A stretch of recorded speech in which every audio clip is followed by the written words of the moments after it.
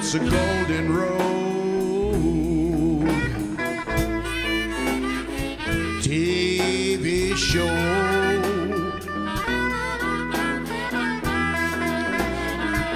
Yes, it's a golden road TV show.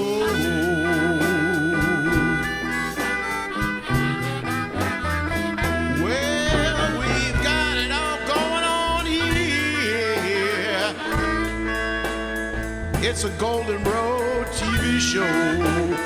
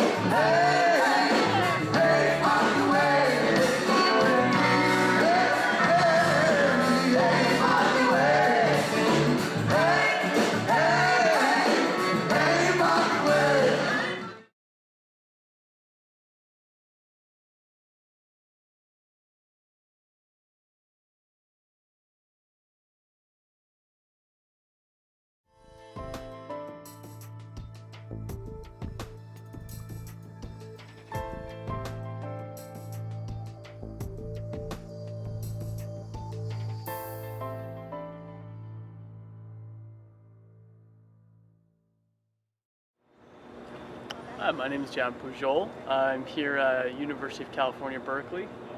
My team is Simple Water Tap Score. Our business is to make it easier for people to test what's in their water. We want folks to know what they're drinking at their tap, bathing in, cooking with, all the water quality that goes into a house, and all of the things that happen to the water when it's in your house. The pipes obviously have lead, but groundwater itself can contain arsenic and other harmful contaminants, and we find it important to identify what those contaminants are, tell folks what they mean for their health, and how to remove them. And we do that by selling kits online, water testing kits that we sell on mytapscore.com. And how'd you end up getting involved in the department and the business? So I started several years ago, about 10 years ago, studying water sciences here at Berkeley. Initially with arsenic remediation, initially with a focus on removing arsenic from groundwater supplies, and slowly that transformed into a quest to actually analyze the water itself and figure out what is in the water, because we found that there's a lot of treatment technologies out there, but hardly anyone actually testing the water at home. So our mission became less about building a new treatment solution and more about identifying the problems people really face. So for people who are watching right now, what is the first step if they're concerned about their water? What can they do? How do they get in touch with you? And typically in this area, obviously of Berkeley, what are people finding in the water? Fortunately, we're blessed here in Berkeley to have really good water quality. The most common issues that we encounter pertain to old piping. Obviously things like lead, other solders, materials that exist in old pipes and in old plumbing and appurtenances. But the actual water quality that we're served by the public water system here, and worth noting that most folks in Berkeley and in Oakland are served by a public water system, and in San Francisco. That water quality is great. Edmund does a good job. Some people don't like the chlorine, the chloramines. There are health risks associated with having too much of these in the water, too much of the chlorination disinfection byproducts that can emerge if chlorination isn't working properly. But by and large, we're really happy with the public water system we have. Is there fluoride in the water here? Sometimes. Sometimes. Depends where. Yeah, I think there's a lot of fluoride is an interesting one. You know, fluoride. You have new science all the time, mostly emerging on the side that fluoride is great for your teeth. No one's doubting that. But drinking it in your tap water doesn't really help you as much as I think initially people wanted it or assumed it would. Having it in your toothpaste probably worthwhile, as most of the data suggests. It does prevent cavities.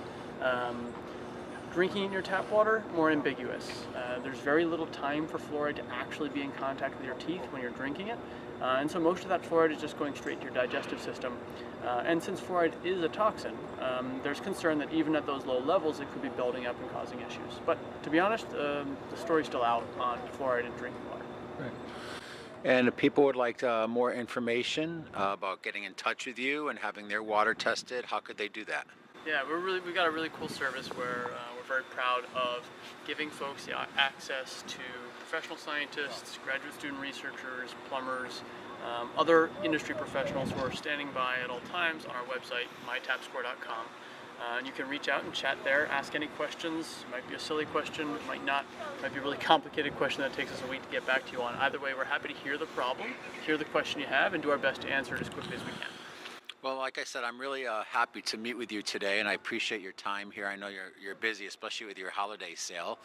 And I was, of course, was referred to you by a water scientist who has been involved in water processing and has worked for municipalities for years. So you came highly recommended because of the spectrum of things that you test for. Traditionally, people might be testing for things like pH.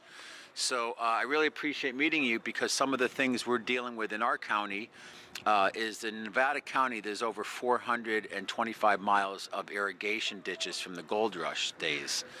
And a lot of the way that the Nevada Irrigation District, the water utility, deals with some of the issues like the algae. They're using copper-based heavy metals and various products in the water, and then they're also doing really heavy and excessive spraying along the irrigation canals with Roundup and other herbicides that, of course, have their own ramifications on community health. Mm-hmm. So again, really happy and honored to meet you and excited to kind of get some results. We just went out and tested a public spring that every day hundreds of people, if not thousands of people, come to fill up their water. There's a disclaimer from the county that they don't test the water, they're not responsible.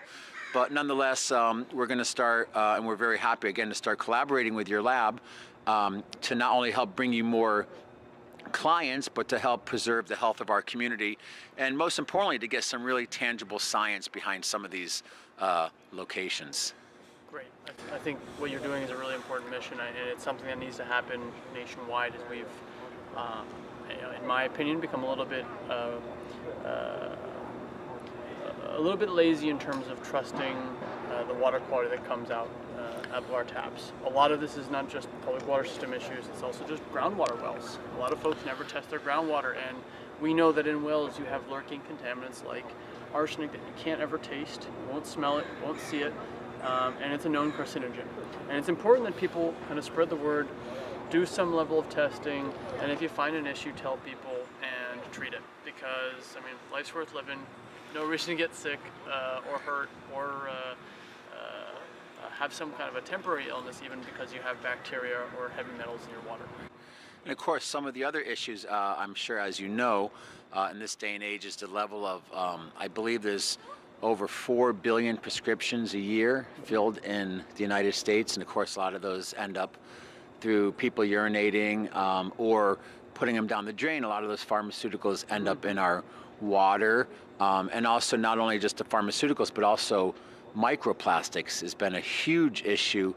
I know. So is your lab involved in any testing around those issues? Is there ways to test for those in our water? And even more importantly, would you recommend maybe some solutions for people? Maybe there's a certain type of water filter. What can they do to protect themselves? We like to give everyone a personal recommendation because water quality can be so different for so many different people.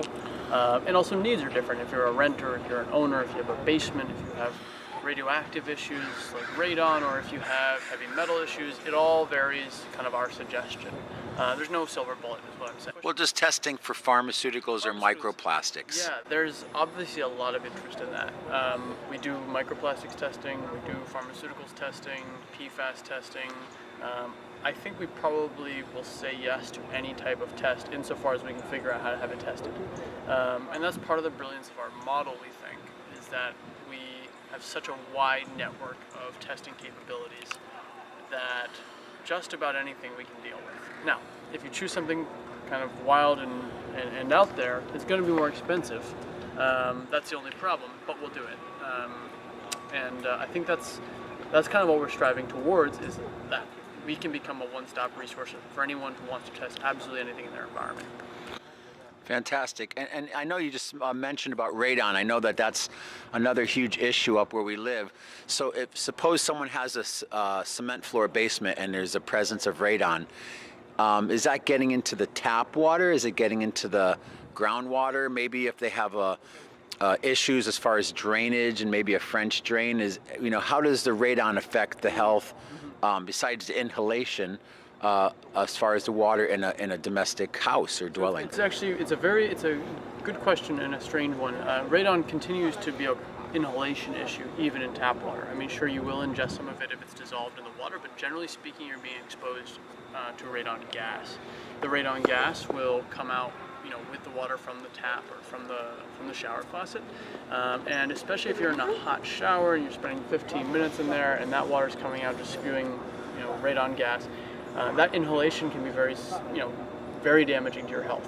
In particular, radon gas usually exercises its harm on you through the emission of alpha particles, a form of radioactive decay, and those are known to degenerate cells, cause cell damage, potentially to cancers. If you're to think about radon gas in water versus radon gas in air, the rule of thumb is that the radon in the water has about 10% of the effect of the radon in the air, which is why it's not as regulated. That said, 10% can still be a lot if you've got a big problem. And also for a lot of people, it's like, let's just limit it as low as we can. So it may not be as big of an issue as the radon in your basement, but maybe you want to have no issue at all. And there are ways to get rid of radon in your water. They're just not that super cheap, unfortunately, not yet. And can radon pass through like piping or pass through and actually get into the water? Or is it something that comes into the house itself in the water already? It typically comes in with the water. So if your Okay. water is in contact with like a radon contaminated aquifer, then when the well is pumping that water and that water is coming up through the pipes, it's bringing radon gas with it, dissolved in the water. And as soon as that radon gas has a chance, it will evaporate into a gas. And so that's why you end up inhaling it, even though it's coming through your tap water. Right. Even if you're maybe using even fans in your basement to blow the radon out. It'll still come in through the water. Right. Through the plumbing. Right. And lastly, just any suggestions? Maybe there's maybe not as an endorsement, but again, solutions. Maybe this particular type of water filter, ceramic, carbon, charcoal, something that people can use that's going to help filter out the majority of these things. Sure. I mean, there's, like I said, no silver bullet. And in California, drought-ridden state, I guess not so much up in Northern California, but certainly in Southern California, the suggestion of using a reverse osmosis is always a little bit politicized. However, that is probably the easiest one answer I can give you for removing almost all of the metals and all the various ions that'll be in water. Ceramic filters, catalytic carbon, these are great, but they don't always remove the heavy metals that we're worried about. They'll do a much better job with chlorine. Sometimes they'll do a good job with fluoride, but they have to be specifically labeled as such. And if you have any questions, just message us. We're happy to tell you. We know the products inside now. Oh, fantastic. Again, I really appreciate your time today. And as far as the water filtration piece, so again, it's really purely on the things that you have in your water as far as what works. Just lastly, could you just briefly explain reverse osmosis? Because I know people go and will pay a lot of money at the health food store to get different types of water, purified water, spring water, reverse osmosis. Can you just briefly tell us the difference of those? Sure. It's worth noting there's a lot of silly crazes out there. Silly in the sense that, they might be true, but there really isn't the kind of validation out there at the moment, which, you can rally behind full force without at least appreciating the fact that, the science isn't fully in. Things like spring water, alkaline water, these are a bit kind of still unsure of what the benefits are, and a lot of times they can actually be harmful, worth noting. As far as reverse osmosis treatment goes, it operates on a process in which you're using a membrane that selectively removes charged particles from entering your final water supply. So if your raw water supply is coming in with a bunch of different charged particles that you don't want, those charged particles will not move through the membrane, and therefore the only material in your water that will move through the membrane is the water, the H2O. Now, there's some gases that'll move through. There are contaminants that will ruin the membrane, and so it's not always such a simple answer. But you can think of the reverse osmosis membrane as a filter with really, really, really tiny holes that operates on a principle of exclusion, excluding things that cannot, fit through that membrane.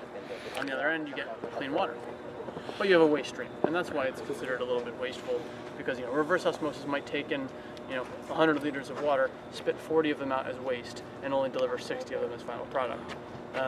So if you're in a drought-ridden area, RO is a bit of a political word. Yeah. And of course, having a filter on your shower for whatever chlorines or things are in your water, and of course having one at your tap is always helpful also. Mm-hmm. Yeah, absolutely. You got shower filters are great, especially if you're feeling like dry skin, or if you recently moved and you're having weird skin reactions. This is something we have a lot of. People complaining about a new home, and I go to shower and I get these weird rashes, or my hair feels really dry. Those are typically water quality issues, and they're often related to either a metal in the water, a softener that's connected to the home, or higher chlorine levels than you're previously used to. All right, so most of our customers will order an advanced city water test, an essential city water test, an advanced well test, or an essential well test. Those all come in these boxes. It's got everything you need: shipping labels, materials, like very clear sampling instructions, so you're getting like a proper sample.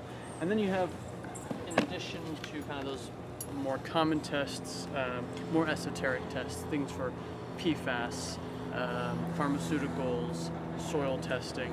We have all sorts of other less common types of tests pharmaceuticals, radon, and so forth, which require either dry ice or some other form of preservation that's more advanced, and they'll come in these bigger coolers like this. And you're doing soil testing also? Yeah, we do soil testing as well. Yeah, some of these tests require folks to exercise, caution, because the materials that are being used to preserve the samples are dangerous. So we try to make that obviously very clear. Like I said, for most of the cases that we're dealing with, people who are testing their water in their home, it's a very simple box. There's nothing dangerous about it. It's all about just following the instructions and sending them in with the prepaid shipping label. And again, if people want to get in touch with you, how do they do that? Oh yeah, they go to mytapscore.com, and there's usually a little blue button on the bottom. You click it, you'll be talking to a water scientist in a couple minutes. Well, great. We'll be back in touch, and we're really happy to be working. We're definitely going to spread the word about the lab here and what you're doing with your organization, because I think you're providing a central resource and something that's very new paradigm, because it really takes this type of innovation and organization so people can actually know the science and the reality about things, and not just assume or fall victim to some fake news or what the current trend is. So again, thank you for all your time and work and what you do. Cool, my pleasure. Yeah, we want to democratize science, and that's the kind of big picture goal that we keep moving towards. Well, you're doing it here, and of course, University of California, Berkeley has been known for over 50 years of really being at the cutting edge of social change and science and technology. So thank you so much for your time. Thanks for inviting me on the show.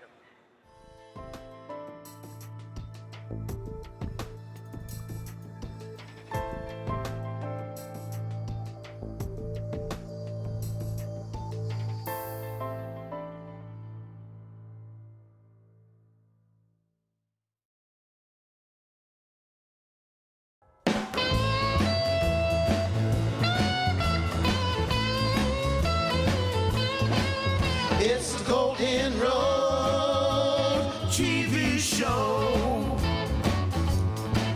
It's the Golden Road TV show. Well, bridging the past with today for a better tomorrow. Golden Road explores the intersection of arts, environment, culture, health, peace, justice, science, and technology, paving the road for positive social change.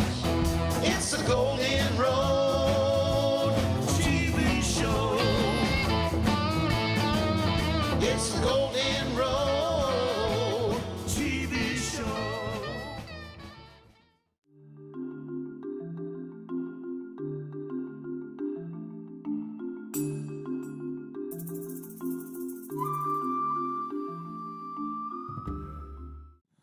Hi, my name is Kevin Danaher, co-founder of Global Exchange and the Green Festivals, and I'm here in Nevada City at the former Nevada City Airport. It's a 100-acre site that the city recently put out a proposal for what to do with it. So I'm working with Michael DiMartino of Golden Road Radio Show and the Alliance for Resilient Communities, building a network of resilience organizations here in northeastern California. This site of 100 acres, which is empty, as you can see, is now up for grabs in terms of what is it going to become. So we're trying to bring together a lot of diverse people and organizations to say, look, this could be a platform where we bring together the permaculture people, the artists, the youth groups, the environmental groups, CAL FIRE. We've got some serious issues confronting us in California in terms of how do we manage our forests and how do we more generally manage our land. So one of the things we could do here is the city could give $1 a year lease to a coalition of groups to develop this property as a showcase for those technologies that are already in existence but that are going to be the dominant technologies of the future. Renewable energy, green building, water conservation and purification, organic agriculture, hemp. Farm bill that's coming through Congress makes hemp legal nationally, so that's a massive potential generator of income and jobs and housing, because there are people now who know how to do small houses. there could be a facility here on 100 acres. You got plenty of room for setting up a manufacturing facility. It could be solar powered, a big solar farm. We know how to do all of that. And the time is right because the economic system is going to crash and the environment is crashing. Every biological system on the face of this earth is in a state of rapid decline, if not collapse. The economy is also going to crash because you can't have an economic model that continues to say grow, grow, grow in a finite planet with finite resources. That just doesn't work. Everything is running out. So we have to switch to a balanced approach to the economy of how are we going to pass on this planet to future generations so they don't curse us for having screwed everything up.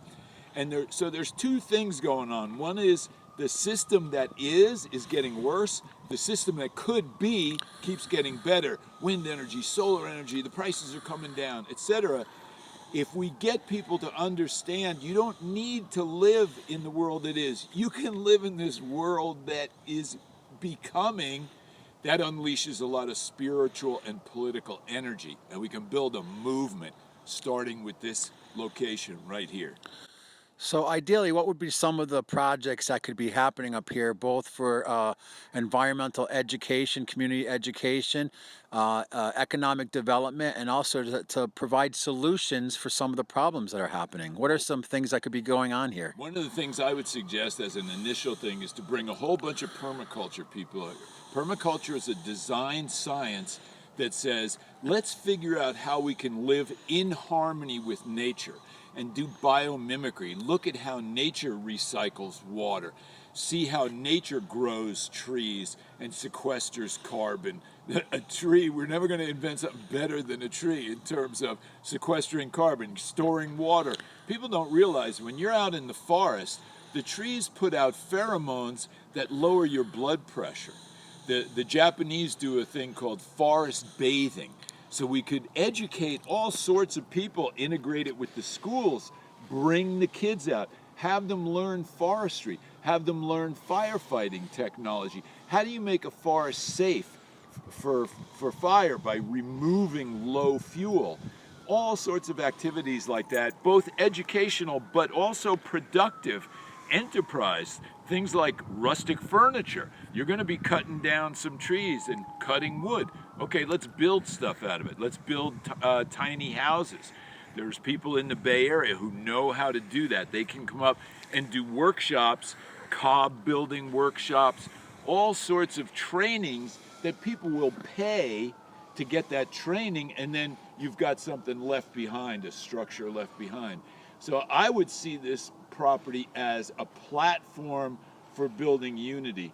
Fingers are breakable when they're like this. When they're like this, when they're united, they're unbreakable. The motto of the United States is E pluribus unum, from many, one. And that spirit of building unity across political, religious, racial, gender barriers, bring people together and create a platform for helping us accelerate into the next economy, the green economy.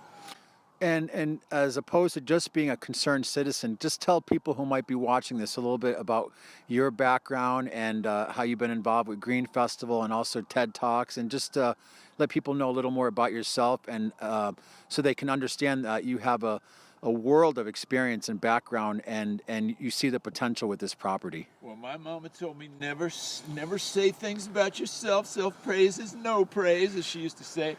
But yeah, I got a PhD at the University of California, Santa Cruz. Thank you very much, banana slugs, go slugs. And Global Exchange, we started Global Exchange in 1988. It's still in existence 30 years later, human rights organization, educating the American people about what's going on in the world and why U.S. policy in most places sucks. And the Green Festivals we started in 2002 as a reaction to what happened in 2001 with the towers crashing and all this kind of stuff. And I said, we got to do something positive. We can't just be against the empire. We got to show people there's a green economy. And the green economy movement has taken off like a rocket. If you look at the data on solar energy, wind energy, green building, all these efficiencies, it's growing faster than the general economy. So that's going to be the future, especially as biological systems break down. People don't realize when all the ice on this planet melts, which it is doing, it raises ocean levels over 200 feet. It's the elbow on the Statue of Liberty. That's going to create massive migration to places like this that are lightly populated. So it's up to us who live here in Northern California to figure out ways that we can educate people about how do we transition to a totally renewable, totally sustainable, circular economy that doesn't extract from nature, but helps nature be even more productive than it is. Great, thank you. And lastly, any words of wisdom you'd like to leave people with? Because, you know, people who might be watching this might be living in a house somewhere in middle America. They might have a very busy life, children, families, or be taking care of a senior parent or something. What can people do practically, just in their own house, in their own home, to help, you know, protect the environment and also to live a healthier lifestyle? Well, one of the things you can do is if you go on YouTube and you put in my name, Kevin Danaher, Kevindanaher, you'll see a whole bunch of lectures I've done and interviews I've done and stuff like that. And what it comes down to, I think, is we're in the process of redefining what love means. Not the little love in a Hollywood movie of two people, a little island of happiness in a sea of misery, but big love. Nobody left out. It's what all the great spiritual leaders, Jesus and Buddha and Mahatma Gandhi and Dr. Martin Luther King, all these great spiritual leaders had the same message: love. Love is the answer to all questions. Unconditional love. Reaching out to our brothers and sisters who are less fortunate. Reaching out to Mother Nature, and instead of destroying her with this extractive economic model, but being generous of spirit. And it turns out that when you're generous of spirit and you're kind to other living things, it improves your physical health. So we're seeing science and spirituality coming together. The golden rule, treat others as you want to be treated, exists in almost every culture in the world.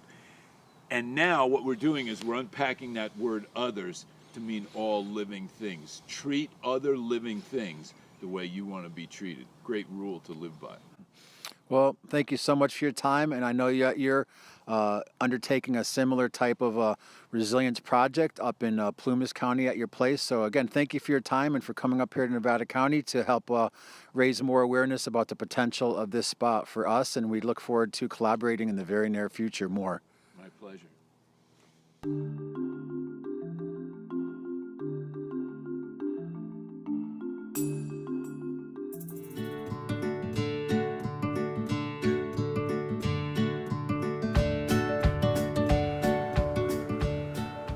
Hello and welcome to the Source Directory, a completely new and innovative approach to create a list of individuals, organizations, projects, and events that are helping to make our area more resilient and a healthier, happier place to live.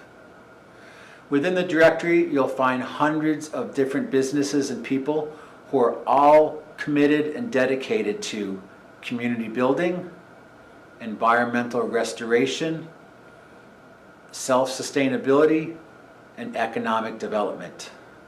Some of the categories you'll find them under is arts and culture, health and healing, peace and justice, food and farm, science and technology.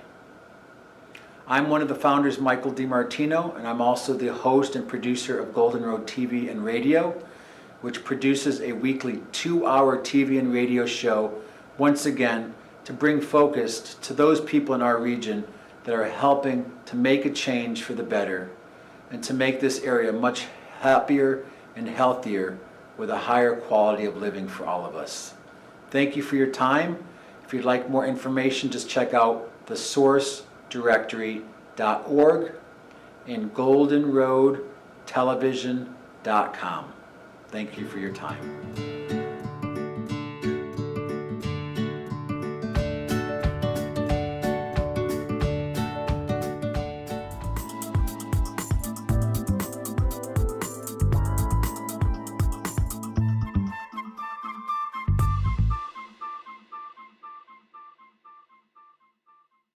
My name is Tim Lewis, and I'm a documentary filmmaker, and I'm a third-generation Oregonian, and I've grown up here in Eugene, and a bunch of us have always thought about having a film festival, and nobody really got off our butts to really put in the heavy lifting, but Michelle and all these women have done that this year and put on the first annual Eugene Environmental Film Festival, and we're right in the middle of it right now, and it's kicking some serious butt.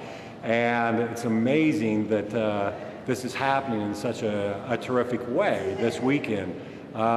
Eugene is one of the best places in the United States to have an environmental film festival, because here in the Northwest, there's still all these wild places. And Eugene is also at a base, is a base for lots of radical environmentalism, and that's been around here for decades. And so it only makes sense to continue on this annual environmental film festival here in Eugene that these women started. So everybody needs to come back next year in the second annual and be enlightened by all these filmmakers' work. Thanks. My name is Hap Kindom. I'm a retired filmmaker and film professor from Chapel Hill, North Carolina. I'm here at the film festival because my film, Incredible Animals, Galapagos, was selected to be shown here. Had a wonderful time. It's a well-organized film festival. People, and one of the reasons I'm here, because people like Michelle Eggers and others were very encouraging about coming, extremely helpful and outgoing. I've had a wonderful time. My film is entitled Incredible Animals Galapagos, a Wildlife Sanctuary. It's a film about how wonderful the animals throughout the Galapagos are, what incredible biodiversity we have, and yet how threatened it is by us, by humankind, both through climate change and the impact on food supply, the warming temperatures of the ocean, by visitors to the Galapagos like myself, and things that we bring with us, sometimes unknowingly, that are non-indigenous species of plants and animals that affect the indigenous animals in the Galapagos, and by fishing, overfishing, illegal fishing, and the extermination in the past and to some degree in the present of sharks and other species in the oceans. Great. My name is Carolo Aparicio. I'm Executive Director of Ecoviva. Ecoviva is a nonprofit organization based in Oakland that is working at the intersection of environmental protection and economic justice. We work mostly in El Salvador and Honduras. So we're here at the film festival with a film that was directed by Jake Ratner, and it's called Resilience at the Roots. So Jake came down to El Salvador with us to film the story of this community-based initiative to protect and restore the mangrove forests of El Salvador. So that's how we got involved with the festival. Have you gotten to see any other films since you got here? Yes, I have gotten to see a few other films. I thought that the section that our film was in was really well crafted and curated. It really brought together the theme of the importance of wetlands and of wild places, and the interaction of people and community-based initiatives to protect these beautiful places. So obviously a lot of people have been talking about the environment really going back to the early, well, for ancient times, but 1960s and the environmental movement. Of course, we had women's movement, civil rights movement. How do you feel this festival and the message of the environment is not only still pertinent, but even more important these days that you're committed to making these films on the topics? Absolutely, and I also think that this conversation about the environment needs to really be inclusive and bring together all these different strands that you just mentioned. about the women's movement, about issues of economic justice, issues of fairness. And the environmental movement can't continue to live in isolation. It needs to bring in all of these different strands in order to really usher in a new era of really trying to preserve the environment and create a sense of economic justice for people. So my name is Yolanda Gomez. I'm on the board of directors at Beyond Toxics here in Eugene, Oregon, and I'm currently an MFA student at OSU Cascades. So at the event today, we were holding space for an open mic and for environmental justice issues related to disability rights, food access, racial justice, things of that nature that are kind of generally left out of the conversation of environmental justice. It's not just, as I had mentioned earlier, about saving our bees and saving polar bears, but there are actual issues currently happening in Eugene, Oregon, just in our own neighborhoods that need addressing. So that's very important to me and part of the work that we do as an anti-racist organization. I think a lot of the times we think of the word diversity as being a part of environmental activism. It's not. It's very whitewashed. It's very exclusive. And if we could just bring it back into it being about black and brown issues and marginalized voices, actually privileging marginalized voices is key, I think, to creating change. Right. All right. Thanks for your time. Hi, my name's Dylan, and I'm here at the Eugene Environmental Film Festival. And our films are Plastic is Forever and Tipping Point. My name's Dawn D. Hayes. I'm a producer.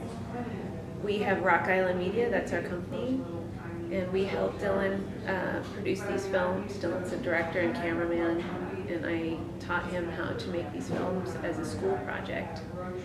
And amazingly, it's been in 35 film festivals around the world and translated into Spanish and Italian, and it is continuing on around the world in the Ocean Film Festival circuit. And she's my mom. And I'm Dylan's mom. So, Dylan, you could make a documentary or film about anything. Why are you passionate about the topic you particularly picked on Plastic is Forever? Well, I guess the main reason is my mom and I were driving up through the West Coast and up through California, and while we were driving up, I was seeing a lot of plastic trash on the beaches and exhibits about it in the aquariums, and I got really stressed out and scared about it, and to the point I didn't even want to go into the exhibits. And my mom saw this, and she was talking to me outside of the aquarium, and she said, well, instead of being afraid, you should do something about it. So we decided to make a documentary film showing ways that kids in their daily lives can help stop the problem. Kids have a lot more power than they think they have, and our film is here to help inspire them and make them feel more confident to make the daily changes in their life to save the planet. Kids can save the planet. Kids can make a difference. Independence, a critical essence of life. I'm labeled DACA, working harder to provide. You gonna endanger me? Release the crocodiles and snakes. I make boots, belts, wallets, and jewelry just to get paid. You feel what you ain't, so you point and bang. Or so you point and bang. Addicted to the venom while the needles are kissing veins. An imbalanced brain that can't maintain. It screams and mours, it fiends for more. No freedom, man. It's hooked in the game, damn, I see its pain. I can't walk away. I gotta break the cycle. Negativity needs to be recycled. Antidepressants got you feeling down, don't be like Michael. Got you feeling cycle, what do I know? I'm just a kid from El Barrio, but I seen addictions, house evictions, fresh convicted, but it's not sufficient. They gather an army of dummies plus girls pretend to be barbers, it's like a lobotomy. I seen the way they make that money. Selling pills has prescriptions. The richest land making bad decisions. But I'm in no position, but I see the vision. It's all about the money and the power. Making millions in an hour while no one souls devour. Let them scream louder. Now watch the crowd as it moves, brainwashing, I see that voodoo. But who knew the deceiver would trick me and you? Slaves to the paper, dreams become vapor. We puppets, the masterminds, don't pull strings, don't push buttons, but they still get paid. Then they goes into the hood. First things first, I'll always best myself. Restless when I see my eyes, it's always money on my mind. I gotta keep on grinding. I'm just a dirty diamond trying to shine. Money is mine, but my time is money. I'm hungry, starving. Funny, my battery is energized by a bunny. To keep going and going is my game plan, buddy. Honey is sweet, only if you got a squad of bees and a breeze to fulfill the queen's needs. Look here. Our bigger brother is the beekeeper, leaving us with nothing like the grain ripper. Let me tell you something, it gets deeper. We enslaved to this pay, minimum wages of waste. Routines are cut and paste, it's all the same. We're looking for that change. These days are strange, like people are targets they aim, no one can blame. Now I'll show you how to spark fire to flame. And just like that, we getting paid.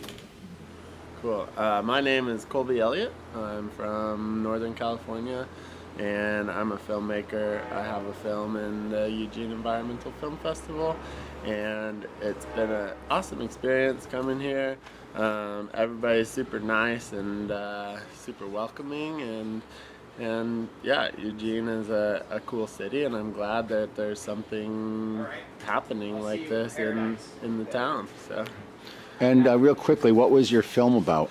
My film was kind of an abstract on the beautiful places that we get to see as kayakers, and so I'm a whitewater kayaker, and we get to go to some really cool canyons and some really cool places, and not everybody gets to see those places, so that was kind of my take on some cool canyons and places that people don't get to see every day.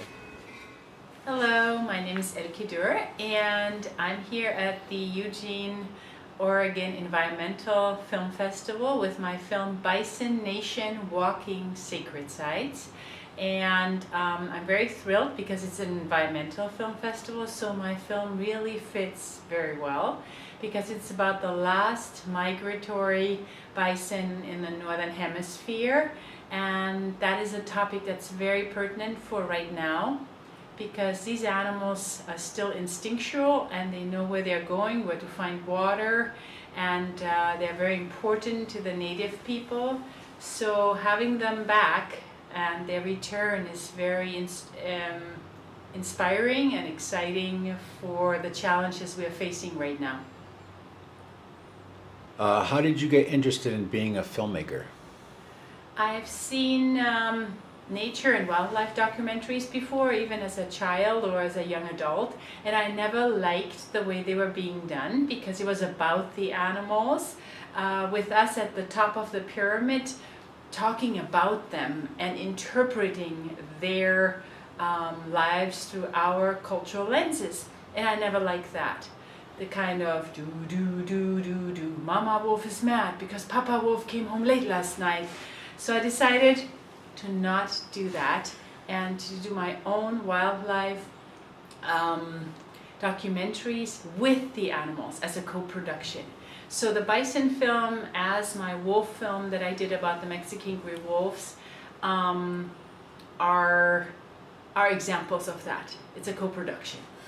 So in the time we have, I know that you work in your film, you talked a lot about communicating as a narrator from the perspective of the buffalo, yes, or the bison. Yeah. So could you talk a little bit about the time we're in animal communication and what message are these animals wanting to impart to people? Yeah, this is a beautiful question. Thank you so very much. I've been an animal and all life form communicator my whole life.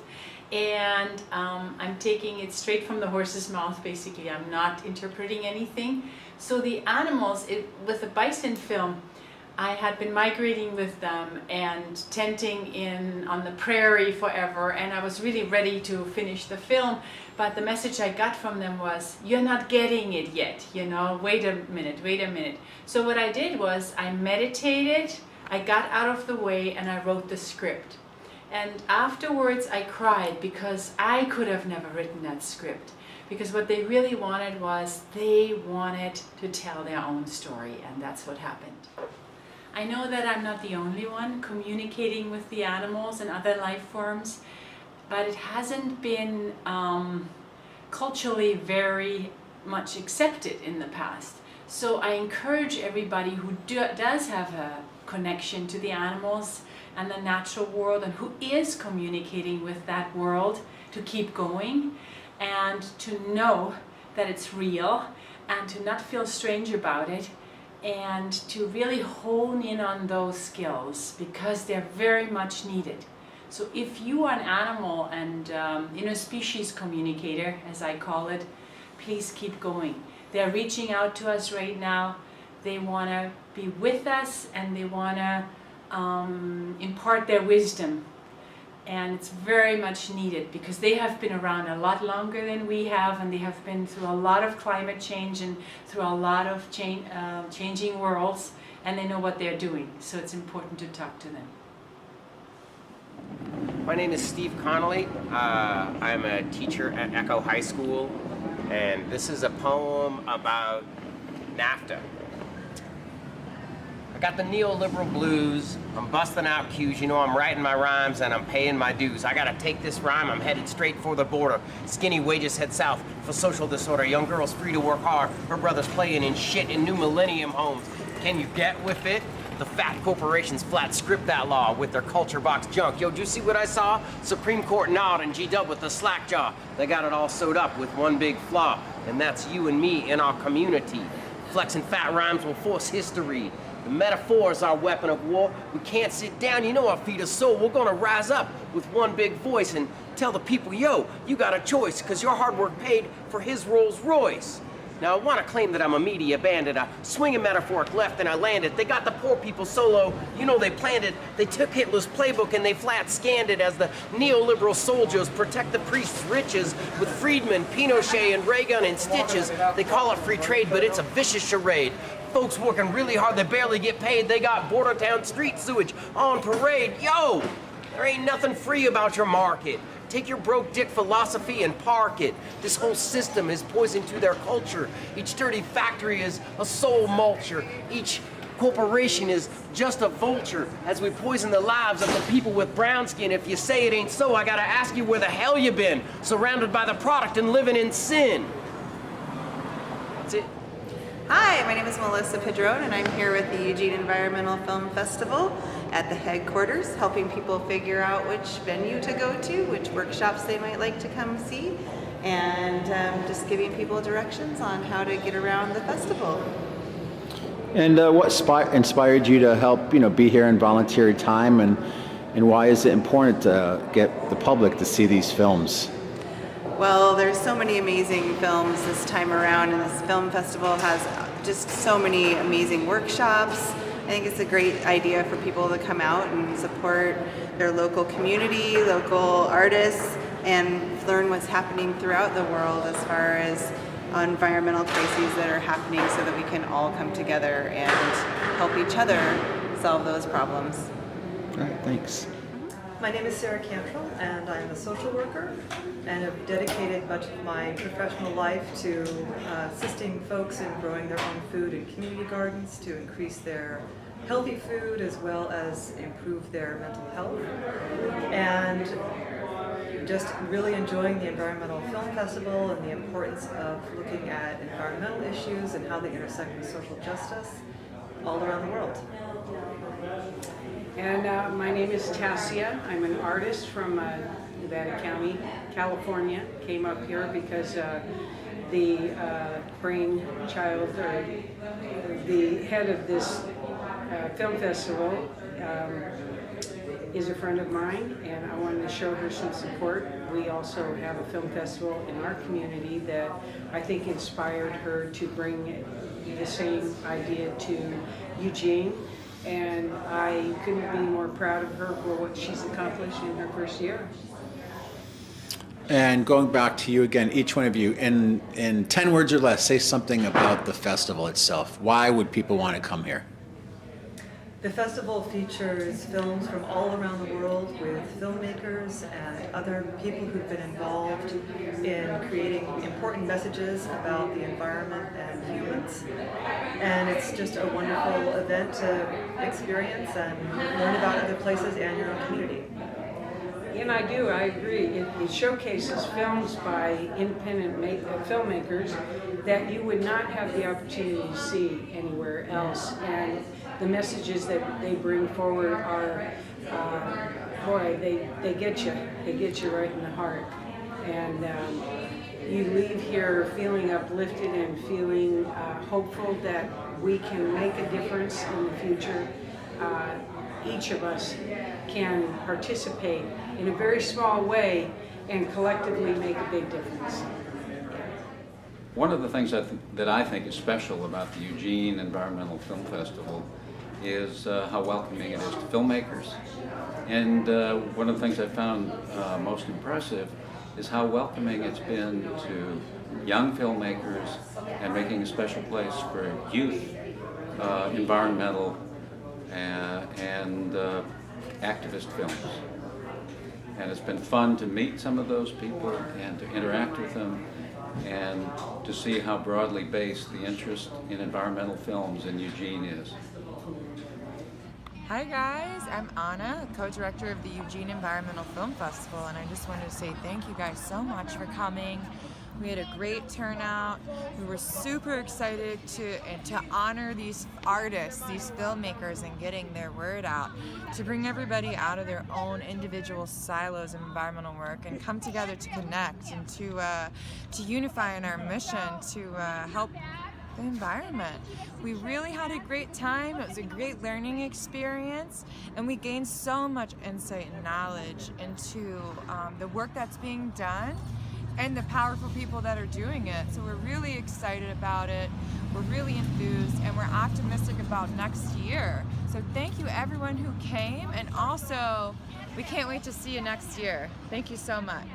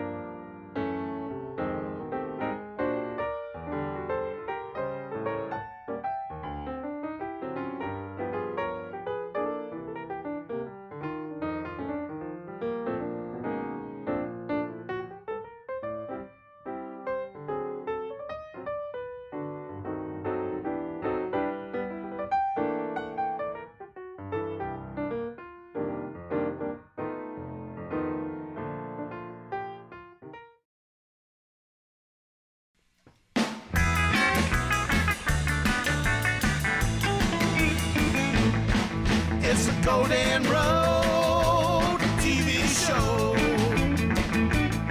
It's a Golden Road TV show. Well, listen once, listen twice.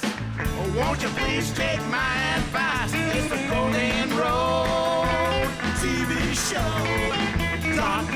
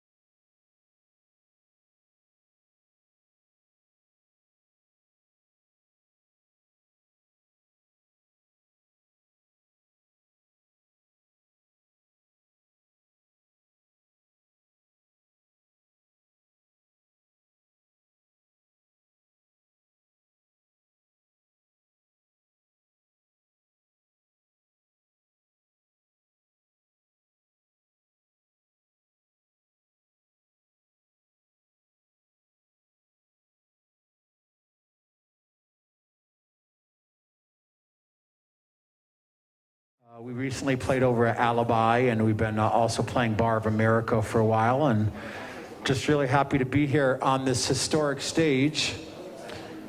On this historic stage where people like Charlie Chaplin and many others have performed. So hope you're enjoying yourself with the World Beatniks, and we're going to start in just a moment.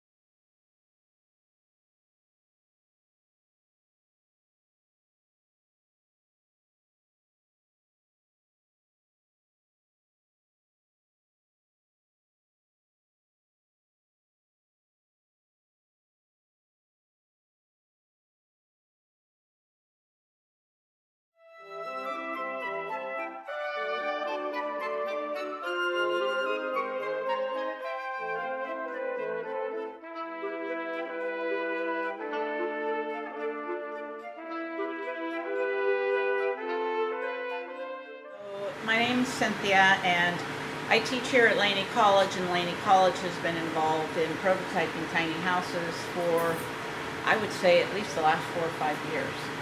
So I guess we were a little ahead of the game before the game started. Well, we're going to have a great interview with her. We're going to get to see some of the carpentry that's going on here, and also get a little peek inside the Fab Lab at the 3D printers and all the great work that's happening here. So stay tuned. We're going to give you some great information and actually ways and ideas that you can utilize in your own life at home. Thanks.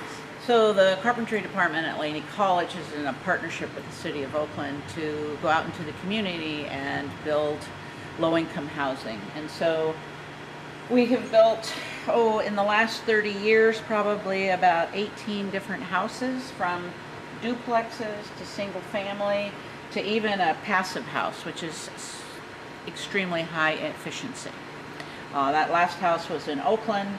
It sold for $400,000. This house here doesn't have a heater, doesn't need a heater. There are no air leaks in this house. It's totally energy efficient. When we competed in the SMUD tiny house competition, our entry was the wedge. And the wedge, if you zoom in here, you can see it was designed as an urban garden, and the interior could sleep, it had 2 lofts, it could sleep 5 people if need be. Here's another example of a tiny house that has a kitchen and a bathroom. It is 8.5 by 14. It's one of the houses that lives in the church parking lot. And that was all constructed by students here at Laney. Award-winning too, right? The wedge won the award. This was a grant from the city. And we have built about 8 different tiny houses. Over here I have a floor plan, let's say.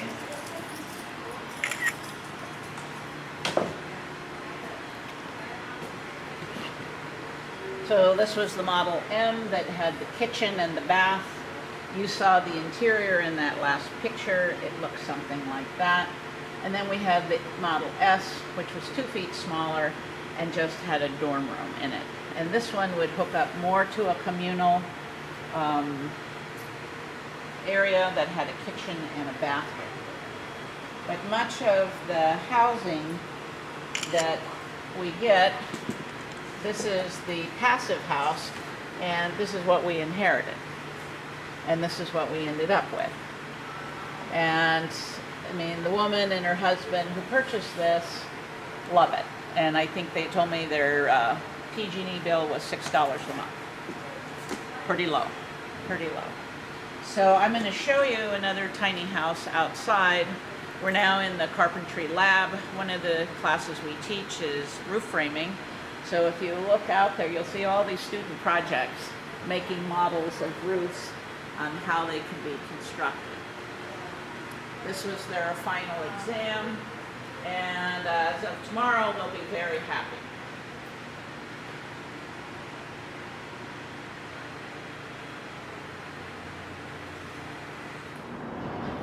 So the micro house is another prototype trying to solve the problems in a smaller space than a house or a tiny house. This is 8 by 10, and if you can see here, here's the loft for the bed. We have a closet. We have some storage here. We have pull-out stairs. So you can get up to your loft. You have the kitchen bench and table to my left. The stool was made on a CNC machine in our Fab Lab. But we tend to like to create the furniture that we use in these places. We've used CDX plywood, which this could be sheetrock for that matter, but it makes it stronger with the plywood. It's insulated. It has ventilation here and there, so you can get your cross ventilation and light. Obviously no power, no heat. I would say that this is probably another option to a tough shed. It's not very big. The tough sheds have cots, folding cots, and battery operated lighting. So they don't have a table. They might have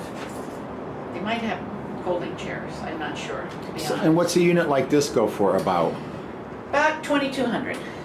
Wow. So concise, small, not a long-term housing issue, but a short-term. And then I'll show you quickly a small ADU that we're working on. So this auxiliary dwelling unit prototype that we're working on is 16 by 23, which is roughly 386 square feet. It has a kitchen and a bath and a single bedroom and a very small living room. I can take you in. Yeah, let's and take a show look you. inside.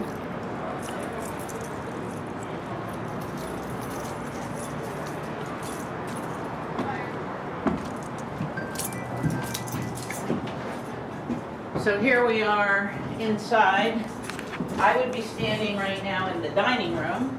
My kitchen would be here. As I walked in, I would have an L-shaped kitchen, a dining table. This would be my bedroom and my closet. Over here to my left is a full bath with a tub, shower, sink, vanity. And I suppose my TV would be mounted here, and my sofa would be there, and we could watch the football game. But we're roughly in an ADU, and this would be what the infill is. And so 2 people could live in this in the backyard of a house that needed to get rebuilt. Right. Then it could become the guest house or the house for the grandmother or the adult children who've come back. Or it could be an office. Let's say you're a realtor and you have no office to go to. This could be in your backyard and become your home office. And how many square feet is this unit about? 383, 16 by 23. And general cost? What is the budget on this guy? Obviously a little more than a tiny house. Yeah, I would say 50,000. Could get you an ADU in your backyard. And you know, this is typical framing. This is 16 on center. There is no necessarily innovation going on here, but these walls could be built flat and panelized and moved in to any location versus having to crane this house into your backyard. And right now, somewhere that has fire, this is perfect because there's nothing in the way of getting this in your backyard, is there? You can just back the truck and park it in your backyard and have a working kitchen. You do need utilities, but this is very typical of an ADU. So we feel that if you can build this, you can build the bigger house. And the students who've built this have built bigger homes. And again, for people watching, ADU stands for? Auxiliary dwelling unit. Tiny cottages. And basically they're tiny houses without the trailer and slightly bigger, different configurations. Tiny houses tend to be 8.5 feet wide, 13.5 feet high, and up to 30 feet long. And typically they're on trailers, so it helps alleviate the need for a foundation or additional. It alleviates the need, but it also is the building go-around because it's a mobile home. And mobile homes have different code requirements, and that's why they're that size, so they can move on the freeway. I know in our county alone, just to get a building permit can be anywhere from $10,000 to $15,000. That is correct. And then a foundation alone can run $10,000 to $15,000. So that would be correct as well. And we're saying that for 50, you can build this whole with the foundation. Now, if you wanted to get fancy, but I mean, we have double insulated windows here. This next semester, this will get insulated, sheetrocked. Students will learn how to do both that, exterior trim, interior trim. And then the unfortunate reality is that this house will be taken apart and it won't become part of the housing stock because we can't move it. it will be rebuilt at some point, possibly. Well, the house next to us was 2-story a year ago, and now it's 1-story. So what we're doing here is we're really trying to teach the students different methods, both advanced and not advanced. I could show you a model in our Fab Lab of part of a house. We were trying to do a house that was completely cut on a computer numerated router, much like a puzzle. And we were under a time frame to do that, and we couldn't do it, so we reverted back to basically this traditional framing. But there's lots of methods of framing. Advanced framing, 24 on center. These all meet building requirements, so it's not a problem.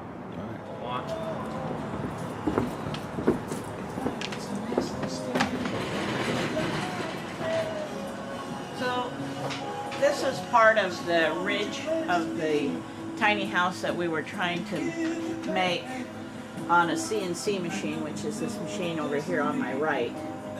And it was all put together with joints, wooden joints, and no metal connectors, as is all of this furniture that you see here. The only metal connectors are the wheels. The rest of this is all made on that machine, and it's all joinery that's put together. So Lainey has a digital fabrication class, and we're working on a certificate program to basically feed industry with new technology. There's one other thing I want to show you in here. This way.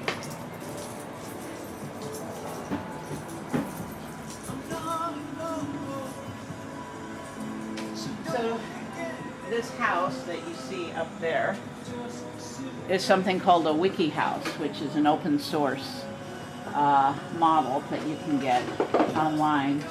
And it's much like that piece I showed you, where the ridge is like that. But many things, whether it's furniture, lighting, these are laser cutters behind me, 3D printing in there. But for instance, this entire cabinet is put together, and there's no metal in it. It's all wood. Look out, IKEA. Yeah, all the joints are wooden. The pulls are 3D printed. The signage is made on a vinyl cutter. And this technology gives you the power to be self-sufficient. I mean, there are machines that can build machines. There are people who can build machines. This is the 3D printer room, the vinyl cutter. One of the Fab City things is to have a state-of-the-art larger Fab Lab, perhaps here at Laney as the educational pillar, but also at different colleges, different places in the community. I've actually seen a place called Fab Lab in Chico, which is a maker space. I'm not sure if it's related. Well, Sierra College also has a Fab Lab, and they're all over this up at Sierra. I wanted to show you an embroidery. These are all 3D printed items that, again, you could use to design something, to develop it, to prototype it. So I thought what was really interesting, we were just talking about the town of Paradise in Butte County and the reality of it starting to look at rebuilding. And what have you found in recent media or in your understanding of what's happening? Well, on Sunday in the San Francisco Chronicle, I read an article about rebuilding to take years after the fire, and it was very interesting to me because it was really obvious how we're hung up in bureaucracy right now. And, you know, we have the insurance companies taking forever to get back to the people who are insured. We have the city saying that we have to test this land and we have to clear this land. And if you're in a hurry, then the burden will be up to you to have it cleared and tested. And, did I mention that because we only have a septic system and we're one of the largest counties to have only septic, we now have to install a sewer system. So for anybody from the building angle, that means I have to wait till all the land is cleared and the public utilities come in and run sewer, water, and gas before I can hook my house up to that. So you know, from my understanding in this article, they can no longer just be on septic. And so how long will it take the utilities to put in the water, the gas, and the sewer lines? Because if the houses aren't going to be off-grid, which would mean a septic, right, or composting something or other, they need those utilities. So what's the deadline for that to be in? How can that be expedited? 2, how soon can the land be cleared? ASAP is what I would say, because the more wind that blows, the more ashes that spread, the more toxins that get spread. And then 3, how can the building department expedite some of the issues? Now, some of the people, I'm not sure if it was actually in Paradise, but where they realized they were on seismic land, and now they have to have the land tested, and they have to move their house footprint over, but then they're on the property line, so they really can't rebuild unless they rebuild something much smaller and relocate it. So the rebuilding challenges are huge. That's the situation in Paradise, let's say. But the problem, as you know, is much bigger. There's teachers who can't afford teacher housing. There's workers who can't afford to live and have to commute from Modesto to the Bay Area every day. People in San Francisco. I mean, everybody has high rent that they can't afford. And so how do we make more affordable housing? A lot of people have gone to the tiny house model. It's nothing new. The gypsies did it. But the gypsies were roaming, looking for a home. And we have people who know where they want to have a home and don't need to roam. And so is it that we are just going to build smaller, more affordable houses? Are we going to infill land in cities that has prior not been buildable because of zoning? Typically you need 4,000 square feet, so if I had a 2,500 square foot lot, it was unbuildable. Can we now change zoning so that we can have smaller houses? The answer is yes, we must to that. And, you know, my other answer would be, please, as soon as possible, all of the above. But tiny houses on wheels are a great intermediate. I see them actually being the housing for the people working to rebuild Paradise. Not so, I mean, yes, they could be for the people who were lost their homes, but you know, and my vision originally was that there would be auxiliary dwelling units or tiny houses that weren't on wheels, that they could actually afford to build in their backyard on their property as a granny flat or a cottage, and then live in that while their houses are being built. And also, I recently did a story on Fair Oaks eco housing. So even the idea of how they can be applied to co-housing, excuse me, of how these tiny houses could be applied to co-housing projects. But like you said, there's a lot of administrative red tape and bureaucracy that has to they have to deal with in accordance to the zoning. Mm-hmm. So it seems to me very apparent that we have new problems and we have to come up with new solutions, and possibly some of these administrative red tapes need to be expedited or potentially changed so that we can start looking at much more practical implementation of things like tiny houses. So what are you doing here in Oakland? Well, in Oakland, housing is obviously a problem. Because Oakland is an urban city, and this is typical of urban cities, what's happening is the housing is becoming a high-rise, in essence. Multiple units in a high-rise, typically 5 stories. There are companies who are building stackable housing, modular housing. Like the storage Like containers? factory, well, yes and no. Factory OS is a modular builder up in Mare Island. They are building 16-foot by 72-foot long apartment units that have multiple apartments in them, stacking them 5 stories high. They come, I'm going to say, mostly pre-finished, and they are getting density in that way.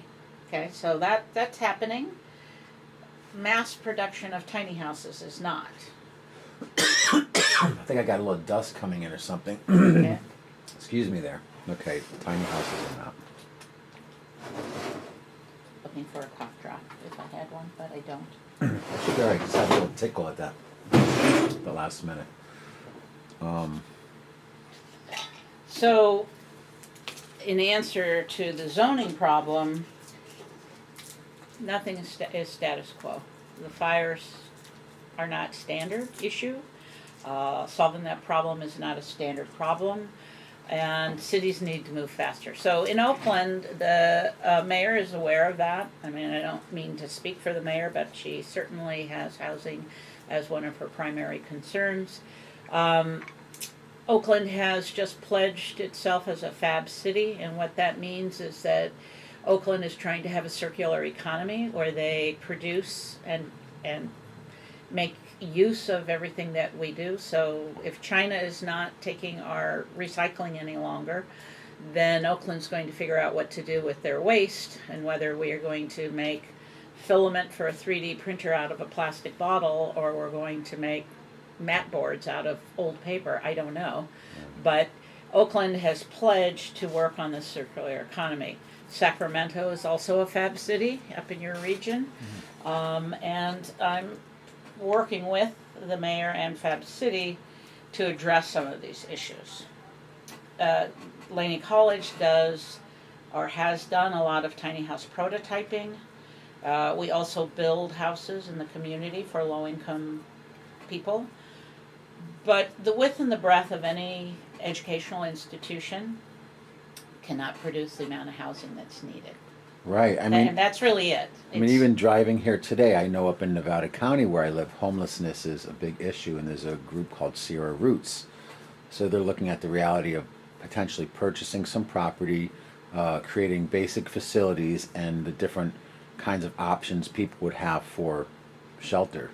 So it's really intriguing to see the potential with the tiny house movement, but as you said, they're not easily fabricated in a large amount, and also they're not necessarily inexpensive, but it's also a great solution. Well, I mean, a tiny house, I mean, our experience of a 8 by 14 tiny house without a kitchen, so technically a dorm room, you could do for $4,000 or $5,000 build it. But if you had a communal kitchen and communal bathrooms, that would solve that problem. Right. They also need power and water. And so probably one of the biggest challenges is not all tiny houses are off the grid. They could be, but if I build you an off the grid tiny house, I'm going to spend $25,000 to $45,000, because the PV, the photovoltaics, is $10,000 right there. Composting toilets. Well, sign $3,000. me up for a couple right now. Right, but you understand what I'm saying. We've Right. been in competitions with SMUD, Sacramento Municipal Utility District. We built a tiny house called the Wedge that was 8.5 by 20. It was off the grid. Without labor, it cost us $27,000. Everything was made here on campus except for the trailer, and the PV was purchased. But I would say the average price is probably $50,000. And do you have an F-250? Because that's what you need to pull one. Right. And no, if people don't have homes, they don't have trucks. Now, they can be transported, and when a city doesn't want something permanent, which is the case with Oakland and its tiny tough shed houses or tough shed villages. Oh, Oakland's doing tough shed villages Yes, right now. Oakland has tough shed villages. There are 2 that I know of, and there may be 3. We, as a college, built 4 tiny houses, not tough sheds, for a homeless encampment last fall, and those didn't have a trailer. So you have to have a forkall or a big container mover to move those. The smaller tiny houses that don't have wheels also have to be moved, and they need to be temporarily put up. But there's that whole infrastructure of water, power, and so, and then of course waste, Right. which is the sewage. So RVs are set up for that. You drive them and you pump them, right? You fill them up and you clean them out. The same services could go to a parking lot, and what I kind of see like in the Paradise thing is bring those, create a village on the Safeway parking lot. Well, they were actually at the Walmart, I believe, up there. There Right, were but I'm hundreds. saying the people who are going to work there to rebuild need somewhere to stay. And so create, a temporary village where the workers can come, so nobody's having to commute these long distances. Because you're bringing in people because there's no housing. No matter where, you're commuting, even if it's the next town over, you're commuting. So Oakland's working with the Tough Sheds. There's a church alliance here that's working. The problem in Oakland is land. Whose land? What land? Not my land. I mean, it's kind of the three things that come out of someone's mouth. And the churches have land and they have parking lots, and they're very, humanitarian in their thought process of trying to house people who are homeless. Wow. And so that will develop into something. It is in process. Again, they've come to me and I've built 2 for them, but 2 is not solving the problem. Right. And so I'm sure there are people who would support manufacturing several tiny house models in mass production, so that, didn't they say 2,000 mobile homes were being shipped to the fire zones? Yeah, and also I spoke with a gentleman recently who created a shelter tent that's pretty easy to set up, and I know that he just donated a few hundred of those also. Right. Well, but that's pretty rough. And if you're older, you can't take the weather, and if you have children, you can't do that. And so, is there any way? And I know, of course, with FEMA, isn't there some way, or has there been a history at all with FEMA helping to look at the reality of tiny houses and funding some projects and creating maybe a fleet of tiny houses that could be mobilized? I have not heard of any federal move, and the problem that I hear is that housing, emergency housing, really isn't under any city's purview. It's federal. And unfortunately, we're not getting that support federally to do that. I mean, FEMA still has yet to show up in Paradise at this point.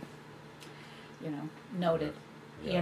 So my point is, if the support isn't coming from the federal agencies or government, cities are at their limits, so they're doing what they can, but they don't really have the funding or the power to fix the problem.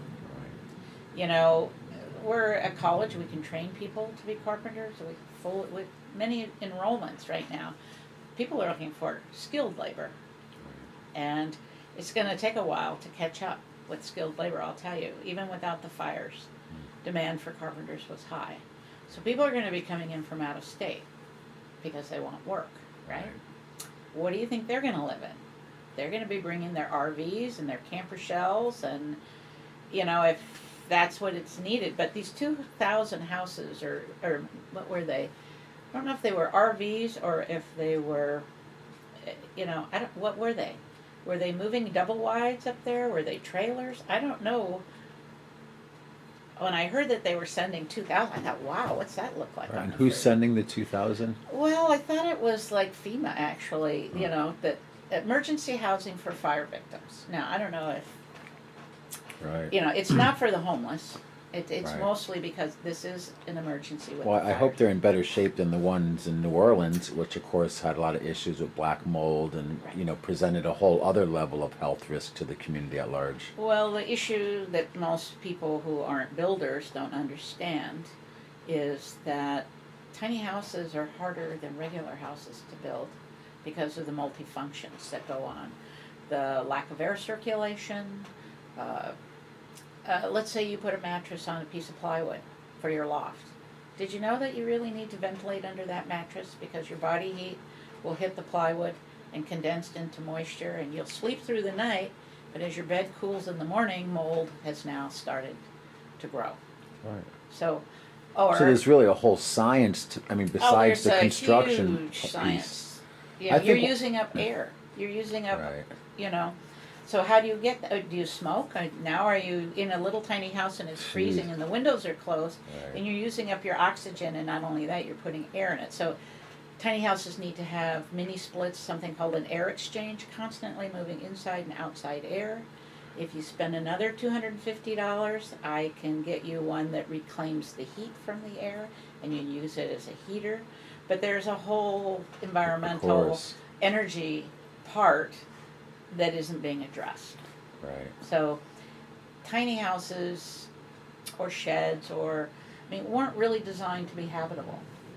So, our houses that we live in are bigger, there's more oxygen, we have windows open, we have heaters. We don't necessarily have air conditioners or air filtration or air circulation, but because we have as many windows and we have as much square footage, it doesn't impact us. But tiny houses, it will impact you. Oh, really interesting. The off-gassing of the OSB plywood, even though it's good formaldehyde, it's still formaldehyde. Right.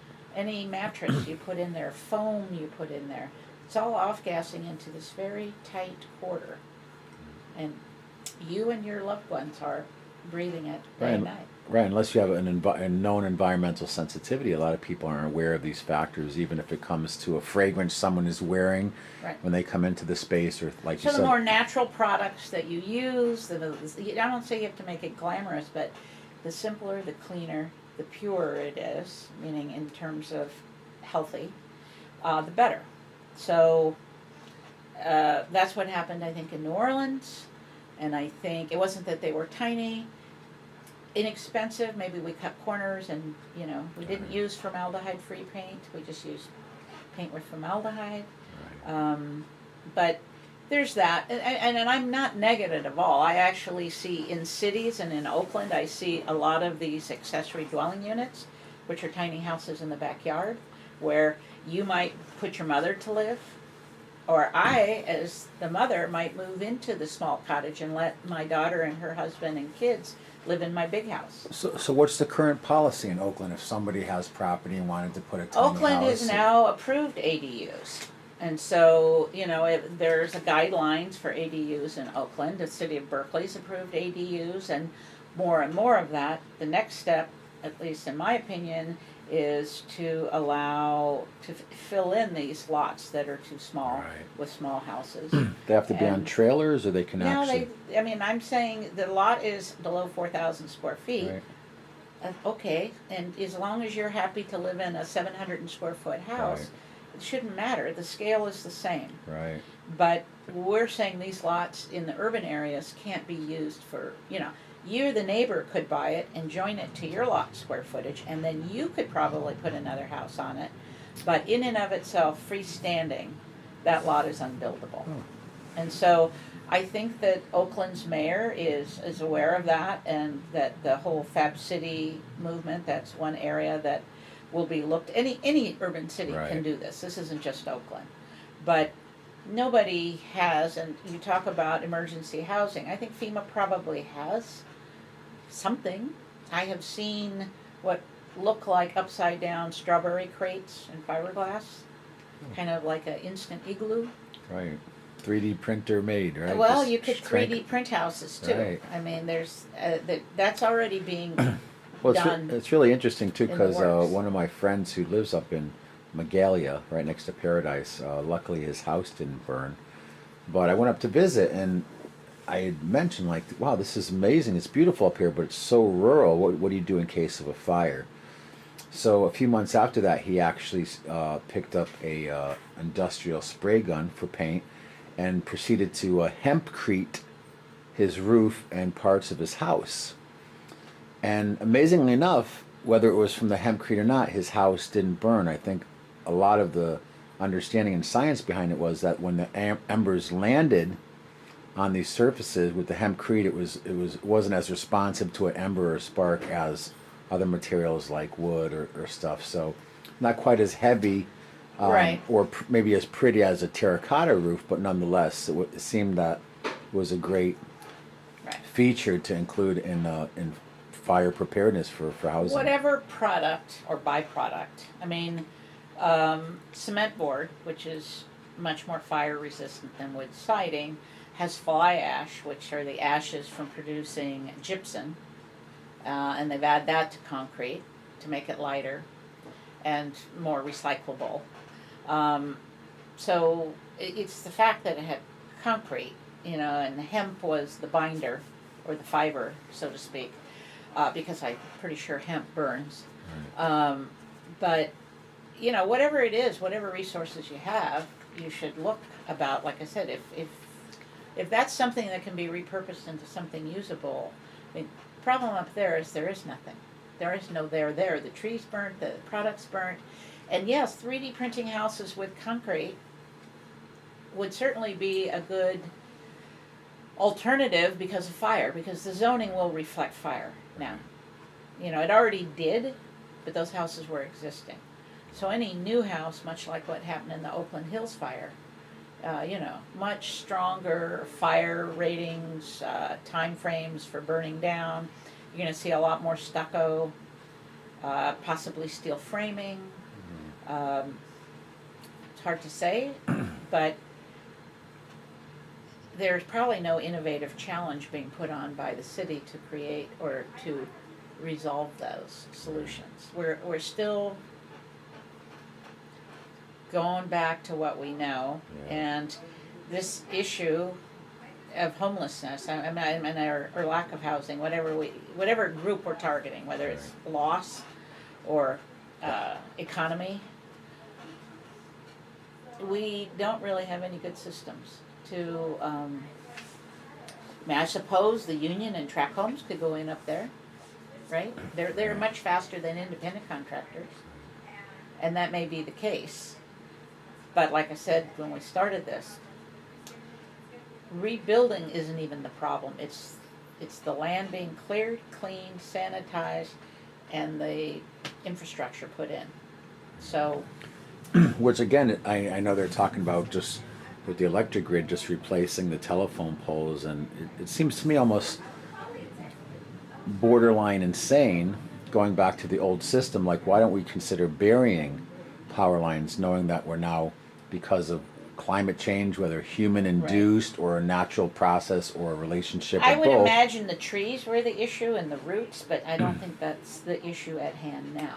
Right. Right? Because there are no trees, Right. and the roots are dying or dead, and but if they're putting in sewer lines, you might as well be putting in phone lines, right?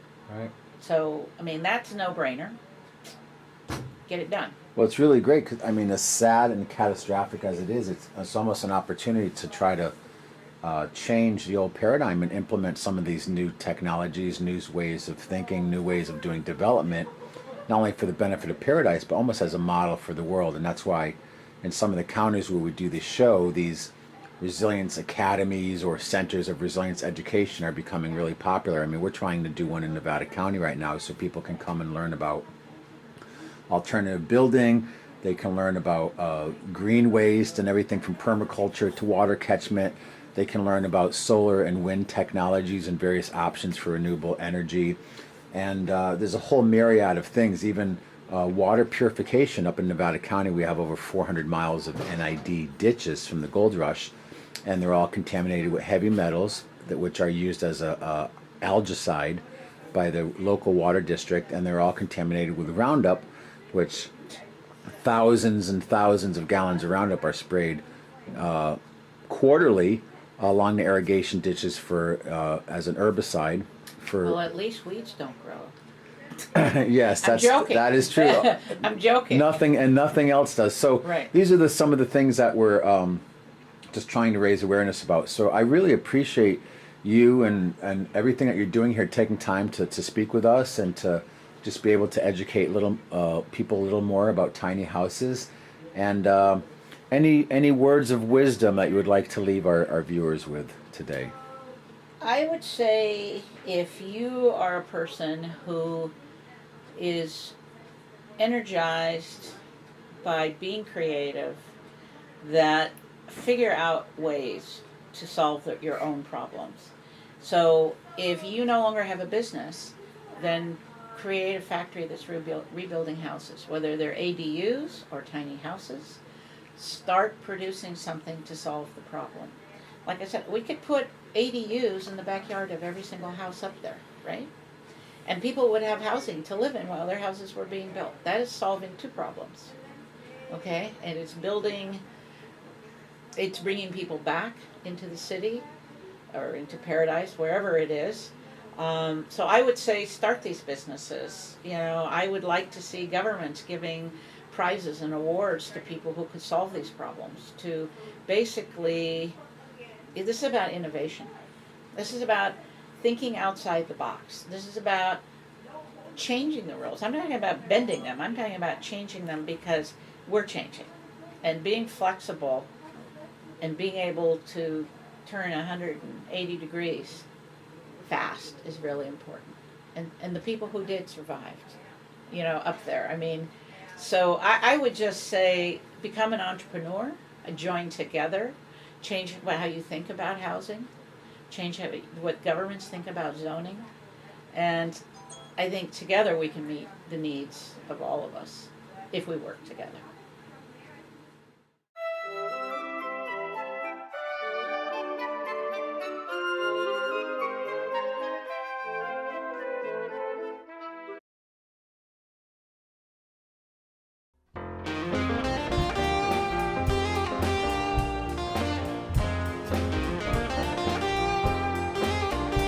It's a Golden Road TV show. It's a Golden Road TV show. Golden Road explores the intersection of arts, environment, culture, health, peace, justice, science, and technology. It's a Golden Road TV show.com.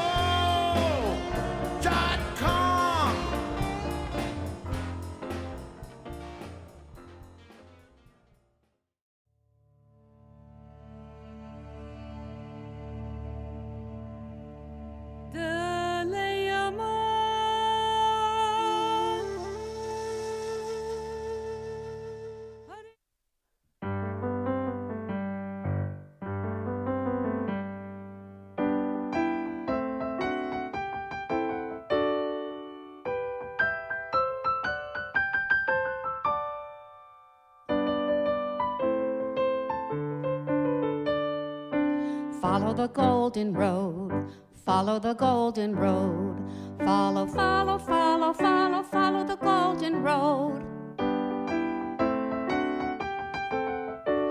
We're off to see the Golden Road TV show. You'll find it is a whiz of a show, if ever a show there was. It's arts and culture and history, environment, health, technology, and peace and justice, science, just because of the meaningful things it does. We're off to see the Golden Road TV show.